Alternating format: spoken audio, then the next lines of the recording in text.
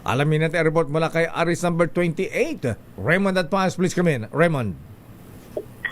Mayor at Elaine, tuloy pa rin daw ang operation ng mga Pogo. Hala? Kahit na meron ng executive number 74 na ipinalabas ng Malacanang na dapat ang lahat ng Pogo tapos na ang operation noong December 31, 2024.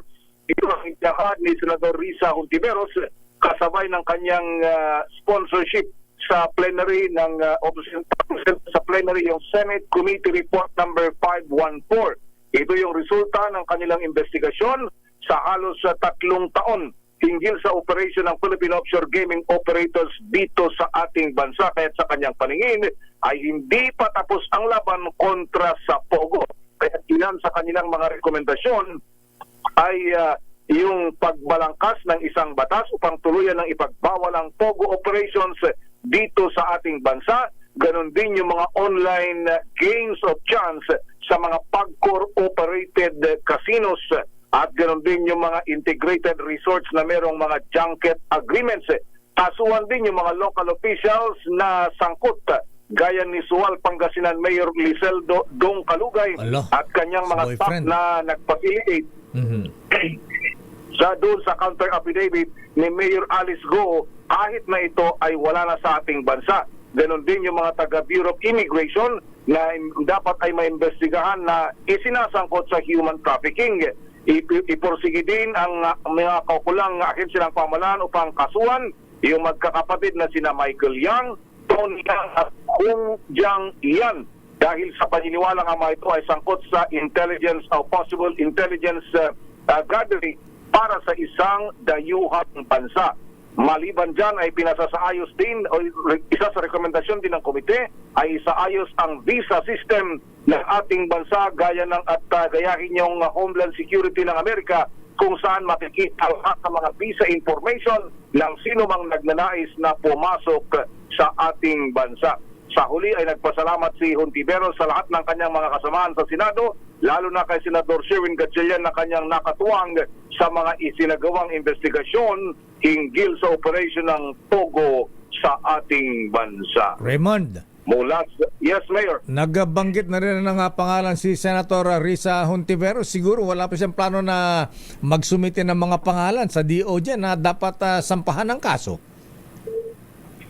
Pwedeng itong mga ito gamitin na, Mayor, dahil normally ang ginagawa dito ay kapag mayroong ganitong resulta ng Senate Committee Report, ipinapasa doon sa mga investigating agencies ng gobyerno. At kaya nga ito, isa sa kanyang rekomendasyon ay panawagan, ipursige yung investigasyon at kasuhan yung iba pang mga nabanggit na mga local officials at ganoon din ilang mga personalidad kasama na itong magkakapatid na tatlong Yang, Mayor. Okay. Maraming salamat. So anong schedule ngayon sa Senado, Raymond? Sa ngayon ay dahil ito yung huling araw. Last day na ng sesyon? Ay may mga ihahabol sila. Last day nila ngayon, Mayor. Last day ng sesyon, bago sila okasyon para sa mahaba-haba. Ang nila June na, buwan na ng June.